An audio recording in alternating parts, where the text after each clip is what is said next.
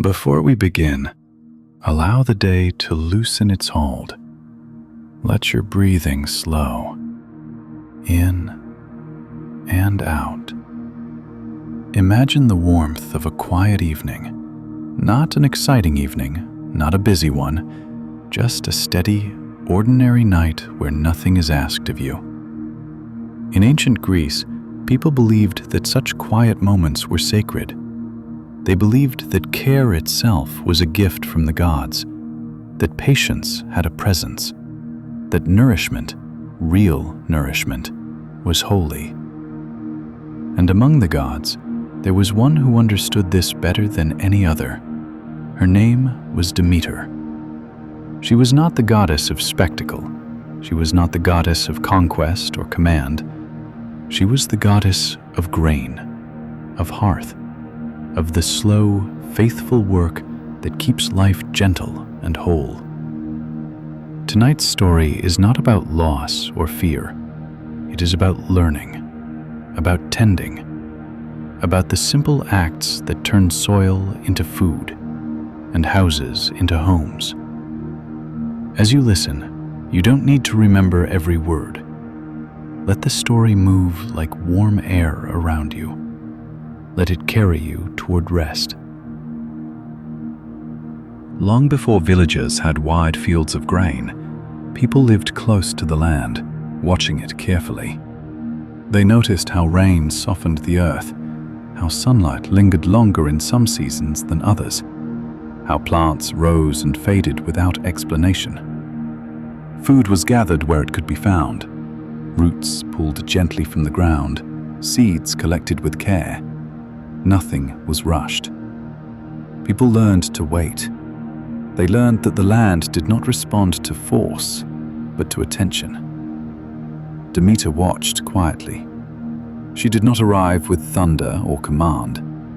She arrived like understanding, like a thought that comes slowly and stays. She walked among early settlements unseen, her presence felt in small instincts. A hand that chose a better place to rest seeds. A feeling that said, "Not yet, wait a little longer." A calm certainty that patience would be rewarded. At night, people gathered near low fires. They spoke softly. They shared what they had. And in those moments, Demeter's gift began to take shape. Not as instruction, but as awareness. One season, something changed. People noticed that where grains had fallen and been forgotten, new plants had grown. Not wild, but familiar. Demeter stepped closer then, still gentle, still unannounced. She guided hands to press seeds into soil instead of scattering them at random. She taught spacing, depth, timing, not with words, but with quiet knowing. People learned to feel the earth, to sense when it was ready, to trust what could not yet be seen. Seeds disappeared beneath the surface, and waiting began. Days passed, then more days. Nothing happened, and still, Demeter encouraged patience. Then, slowly, almost shyly, green appeared. Not all at once, not dramatically, just enough to say, "Yes, this works." The people felt something new then, not triumph, but gratitude. They had not forced the land, they had worked with it. As plants grew taller, care continued.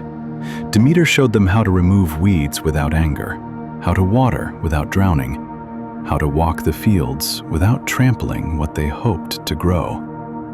This was the long part, the part without celebration, the part where effort repeats itself quietly, morning after morning, evening after evening. And Demeter stayed with them, in the rhythm of steps between rows, in the calm satisfaction of steady progress. People learned that abundance does not arrive suddenly. It gathers, like trust, like rest, like sleep. When the grain finally turned gold, no one rushed. Demeter taught them to wait until the stalks bowed naturally, until the seeds were full and ready. Harvest became a shared act. Hands moved together. Voices stayed low. Laughter came easily. No one worked alone. Demeter moved among them like warm sunlight, encouraging rest when needed, steady motion when it was time. Grain was bundled carefully, nothing wasted, nothing taken for granted.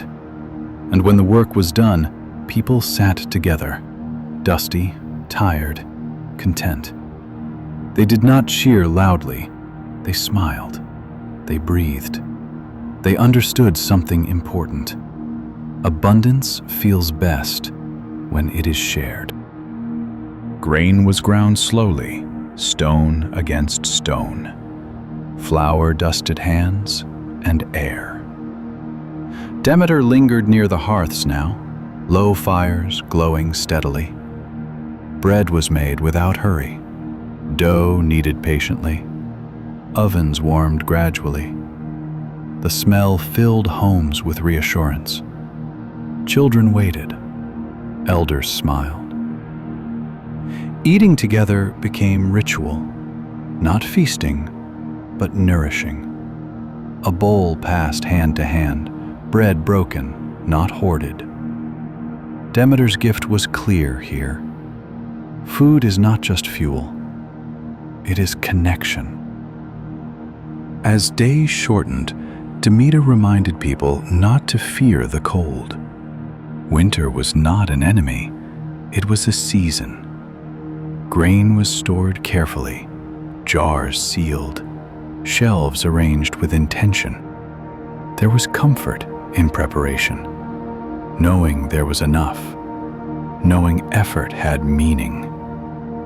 Demeter watched with approval, her work complete for now. Fields rested, so did people, and rest felt earned. Demeter did not ask for temples of marble. She asked for care. She did not demand praise. She lived in bread, in firelight, in patience. And tonight, as you rest, her gift is still here, in the steadiness of your breath, in the comfort of knowing you are held by cycles older than worry. May you sleep as gently as fields at dusk. May your rest be full, and may you wake in time, nourished. Good night.